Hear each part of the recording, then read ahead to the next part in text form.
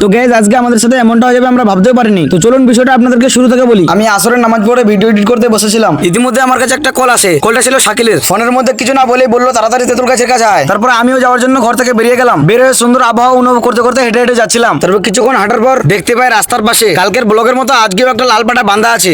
হে হে, পাঠা তো না মানে পাঠি, তাই ওকে আই লাভ ইউ বলে ওখান থেকে অ্যামাজন জঙ্গলের কাছে চলে আসলাম। আমি যাচ্ছিলাম, ইতিমধ্যে ওদেরকে অ্যামাজন জঙ্গলের মধ্যখানে দেখতে পাই। ওরা ওখান থেকে ঘুরে আসছে কারণ ওরা যাচ্ছে এখন দোকানে। তারপরে কিছুক্ষণ হাঁটার পরে অ্যামাজন জঙ্গলটা পার করে রাস্তার মধ্যে চলে আসলাম। আর হ্যাঁ, আমার আর এদের পরিচয় আপনাকে দিতে ভুলে গেছি। এটা হলাম আমি, আমার নাম হচ্ছে মিস্টার ব্রো। আমার আসল নাম হচ্ছে সালাম, কিন্তু আমাকে সবাই মিস্টার ব্রো বলেই ডাকে। আর এটা আমার বন্ধু, এর নাম হচ্ছে সাকিব। আর একে তো লগভগ সবাই ছিল আমাদের কমেডি চ্যানেলের অ্যাক্টর মিস্টার বুগো। আর এটা হচ্ছে আমাদের দোকানদার মিস্টার ওয়াসিম মন্ডল। আর হ্যাঁ গাইস, এখানে আমাদের একটা ঝামেলা হয়েছিল, তীর ভেঙে দিয়েছে বলে, কিন্তু সেটা কে ভেঙেছে কেউ বলছিল না। এখানে একটা জিনিস নোটিস করবে গাইস, সেই তীরটা ভেঙে যাওয়ার আগে ছিল কালো মস্তানের হাতে।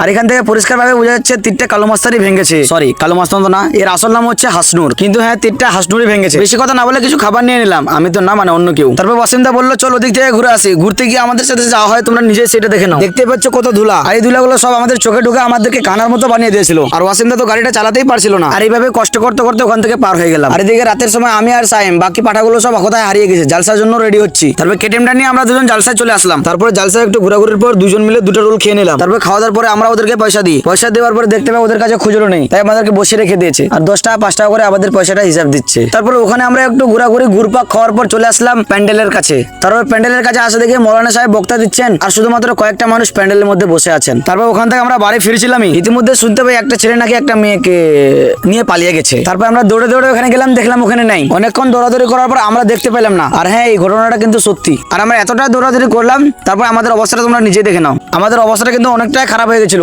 পেটে যন্ত্রণা আর অনেকটা পিপাসা পেয়েছিল। তো এই ছিল আজকে আমাদের কষ্ট এন্ড হাসিমাস্তি ব্লগ। তো আজকের এই পুচকি ব্লগটা আমি এখান থেকে শেষ করছি। আর আপনারা ফলো এন্ড সাবস্ক্রাইব করতে ভুলবেন না। তো বাই বাই, টাটা, আবার দেখা হচ্ছে নেক্সট ব্লগে। ততক্ষণ পর্যন্ত আপনারা ভালো থাকবেন, সুস্থ থাকবেন, আমাদের ভিডিও দেখতে থাকবেন।